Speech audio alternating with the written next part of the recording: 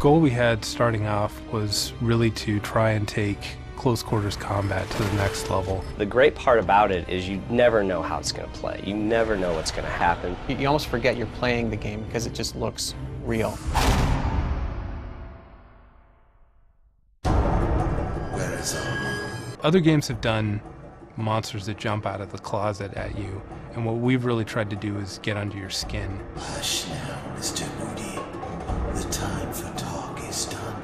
It was amazing. I mean, I've never seen so unique a game. It's not about up-in-your-face monsters. It's about really messing with the player's mind. It wasn't until I started playing that I really got it. It breaks so many of the standard conventions of what you would expect out of a first-person shooter. It's going to be probably like A-list game.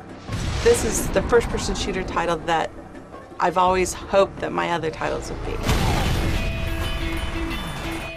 I think it was the first time we really had a chance to kind of start from scratch. We weren't making a sequel to another game.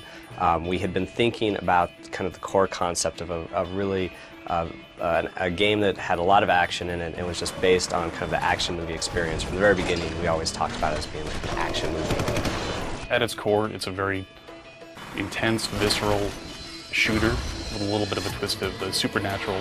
When we started off, we really worked with a lot of people to nail down the scope of what the game is going to be and who are we marketing to, because we really wanted to make a game that's going to appeal to more people. You guys about done up there? Or are they just getting started? This team has always been very focused on trying to tell a good story with the game. We try to not just make it about going around and shooting bad guys who are popping out of every corner. There is hopefully a compelling story, all the things that make movies exciting. They really wanted to create this John Woo style action movie blended with elements of The Ring. So that was their focus from the beginning. They're avid consumers of all other types of media, so they know what's scary, they know what's fun. The horror element actually suggested itself and seemed to fit right in with the story that we had come up with initially, which did have some kind of paranormal elements to it already. The key thing is the blending of this over-the-top, just visceral action game with just great elements of horror that are tied in with suspense and just the whole eeriness of it. Getting that sort of feel inside an action game just hasn't been done yet. Storytelling structure hasn't changed for thousands of years at least. In all recorded stories they have some key structural elements. Craig's really good at adapting the story to fit within the capabilities of what we could do within the game. Because it is a game and because the player is a participant, the more you can do real time with the player in control, the more immersive the experience becomes. Monolith has taken a lot of care not to be in your face with the the kind of scary moments or the gore even. There's a lot of times it's what you don't see is scarier than what you do see. You're genuinely creeped out. When you're testing something specific, you can get very focused on it. And there was a particular scene where Alma, the little girl, I had placed her, I had her walking across a doorway, and I had sort of forgotten that she was there. So I'm walking around looking at the lighting and the scene, and I turn around and catch her out of the corner of my eye, and I just completely freaked out because I'd forgotten she was there, and she's just standing there kind of looking at me. It was chilling. In our bathrooms, they have the round ceiling lights, and one of them was burnt out, and the other one was flickering. There's been a number of times where I've walked into the bathroom and turned on the light, and in the mirror, seen a dark shadow behind the door as I closed it. One day, John Mulkey came running into my office, and he's like, "There's like this shadow in the bathroom, and it's freaking me out. I can't stand it." I swear it happened. No one believes me. And it was weird because I went in there and I was kind of laughing to myself, going, yeah, whatever. And I walked in there, I'm like, God, this is a freaky room. This is scary. We don't use that bathroom as much anymore. One of the biggest challenges we had was overcoming the technological hurdle. This technology is getting so much more realistic and detailed that the time and the resources it takes to actually finish and complete a world is increased, fivefold, but the resources have maybe only increased, by 30%. So we're having to become much more creative in using tools to allow us to create that kind of content. We've spent a lot of time just trying to make the combat sequences as intense as we possibly can. So to do that, we're utilizing all the strengths of the technology. dynamic lights, hanging lights in a room that move as soon as, you start shooting and stray bullets hit them, objects that'll fly around with the physics. You're playing the game, and at first you look at it and go, wow, is this a screenshot? But it's not. It's you're in the game. You shoot a gun into pretty much anything, a lot of pieces are going to fly out. And it sounds kind of like a simple concept, but it's hard for games to pull that off and make it look realistic. So on the technology side, we knew if we wanted to do that, we were going to have thousands of these particles. We wanted them to move realistically, so it feels like you're in a firefight. It feels like, someone's shooting at you, there's bullets whizzing by, there's chunks of the wall being blown out, there's smoke and, shell casings flying and just, chaos, just utter chaos. I believe that being able to see your body in a first-person game is the future, and I think that we're one of the first that have really pulled it off in a way that's big. So now you look down and you see your feet, you see your arms, and you feel like you are in the world. We wanted to even make it more interactive with the hand-to-hand combat. So you can do these scissor kicks and slide kicks and roundhouse kicks, and you feel like you're a badass. We'd played games where you were part of a Special Forces team, but the enemies are always just standing around. We wanted to play against a Special Forces team, so the AI just had to be phenomenal. The evolution of AI in gaming has been one driven by the demand of the players. These days, people are looking for a deeper experience. They want a greater challenge and deeper immersion. Pretty much the whole gameplay revolves around the AI. You're interacting with the AI. So how the AI interacts with you is how much you can get immersed in the game. We place a lot of hints in the environment that the AI can use. So when you come into a situation where you've got bad guys rushing into a space, what they do is really based upon your actions. If you decide to take cover and head off in one direction, the AI will have a number of available options presented to them because of what you do.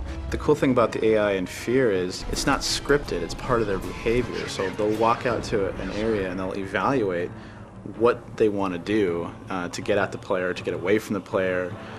So each time they do that, it could be different. We have an assassin character who can cloak and cling to walls and jump over railings and comes right up on top of you. We've also added the squad behavior for the AI. So now when you come into an area, you have to fight the whole squad. It's not just each individual AI by themselves. They can communicate with each other. You'll hear them talk about he's behind the wall or he's trying to flank us. It comes back to that focus on the close quarters combat. The experience of being in a space with a squad of enemies and fighting them and defeating them is really, really satisfying. And that's our greatest achievement on this game.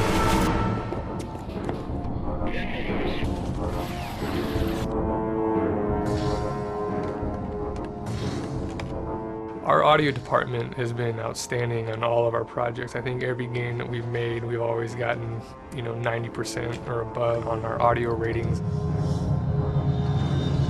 It's a testament to the detail that these guys put into our projects. Audio, from a sound effects standpoint, is all about really bringing in the player into that world. And then there's, of course, music. Music's one of the most important elements of a game like Fear. When you think about what is really conveying the emotional aspect of the events and as you're sort of piecing the story together as you're playing, it's pretty much the most powerful way to do it. You actually have something there that really gives you a sense of what that feels like, and you can't describe it. You can really only describe it with music. The music we did for Fear was a conscious effort to try to be somewhat minimalistic. We didn't want to have soundtracks playing throughout the game.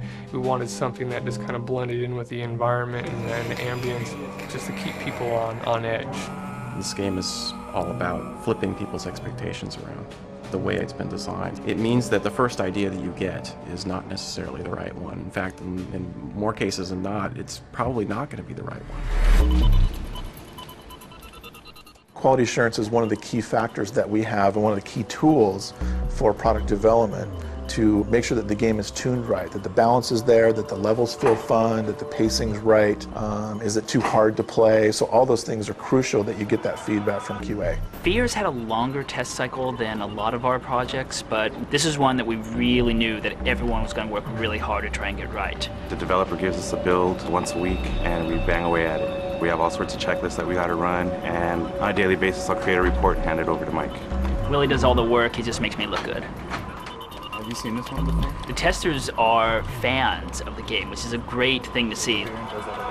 Our goal was to try and play the game as early as possible so we could evolve it based on playing it, building something, playing it, tweaking it, playing it again. Well, sometimes if I come from the left, it'll do it, but sometimes from the right. It's been really, really great working with Monolith. They value the testers' input, they value the things that they have to say, and that shows in the game. Now we're actually getting into more formalized play testing where you're behind the glass and you watch a group of people play. Brian skipped the intro. Oh, really? He must not have known what he was doing. He must not have. How would you guys describe the difficulty level of the game? Was it about right, or was it? That part was really hard. I only passed it like right at the end. I like the fact that they're listening to my opinion and that that as a gamer, they're trying to make the experience better. And action. So it's a big week in development for Fear. Here we are, getting up to beta, and we're putting in the final sequence. The last 2 levels are going in at this moment, and making sure that it is just right and has that final payoff for the player. Fear is one of those great products that marketers dream about. I think the approach in this particular case was to do something with a little more texture, a little more sophistication. We needed to do something that wasn't paint by the numbers. I wanted to make certain that we got a campaign that clearly showed how this game was not like any other game that you'd ever seen. It looks like Fear is really coming together. Like everything we're doing is very, very exciting. It's probably one of the biggest PC launches that we've had. And everything we've kind of done has been very minimalistic. We're giving out as little information as we can, but keeping it interesting. We haven't released much on the story, and we're not going to, because this is like a movie. There are some serious twists all the way through. We had this event in Dallas, Texas at the CPL 2005 event. We had hundreds of fans waiting for over an hour to get a chance to play the game in a tournament that we set up. All right, sit together, let's go. What did you think of the game? The game's amazing. Bottom line, it's awesome. People, going off from the booth with their Fear t-shirt. It was the hit of the show. The buzz around the title couldn't be larger. One of the most important initiatives that we have is what's known as our Director's Edition. We are going to do a live action series of 1-minute vignette movies. This is going to be really cool. And we're going to put these 6 parts of this movie on the Director's Edition as well. And action. Hello, Alma. I'm Dr. Green. I'm here to check up on you. See how you've been feeling. They know this is a special title that they're going to want to get, load up, turn the lights down, turn the sound really up, and just have one of these great gaming experiences that don't come around that often. I'm really excited that we had a vision, and I think we nailed it. We're just going to make the best game we can and hope that everybody loves it. But it's exciting that other people are sharing the excitement. I had great expectations for Fear, but it's like seeing and playing it, it's totally surpassed those. It's not often you come across a product that has this sort of magical blend of ingredients that can drive its own buzz just by the very nature of what the idea is and who's making it. It's probably going to be kind of hard to play this game by myself with the lights off. I'll probably play it, but maybe with the lights on during the day. I've never seen anything like this. It's addictive.